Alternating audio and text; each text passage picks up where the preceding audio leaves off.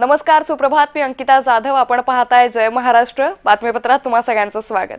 बातमीपत्राच्या सुरुवातीला मोठी बातमी. मनसे नेते अमित ठाकरे आज नवी मुंबईत जाणार आहे. नवी मुंबईत ते पोलिसांची नोटीस स्वीकारणार आहे. तर कोपरखैरणे येथील शिवपुतळा लोकार्पणावेळी राडा झाला होता. अमित ठाकरे या प्रकरणी गुन्ह्याची नोटीस दाखल करणार आहे आणि ही नोटीस स्वीकारण्यासाठी आणि छत्रपती शिवरायांना अभिवादन करण्यासाठी ते येणार आहेत. तर याच पार्श्वभूमीवर मनसे नेते अमित ठाकरे यांचे जंगी स्वागतही केलं जाईल. या संदर्भात अधिक माहिती घेऊयात आमच्या प्रतिनिधी कविता लोखंडे यांच्याकडून. कविता, आज मनसे नेते अमित ठाकरे हे नवी मुंबई पोलिसांची नोटीस स्वीकारणार आहे, काय अधिक माहिती? नक्कीच अंकिता, आज मनसे नेते अमित ठाकरे नवी मुंबईत येणार आहेत. गेल्याच रविवारी अमित ठाकरे यांनी वेरूळ येथे बंदिस्त असलेल्या शिवस्मारकाचं उद्घाटन केलं होतं आणि त्यासंबंधित 70 मनसे पदाधिकारी त्याचबरोबर खुद्द स्वतः अमित शहा यांच्यावर देखील गुन्हा दाखल करण्यात आला होता.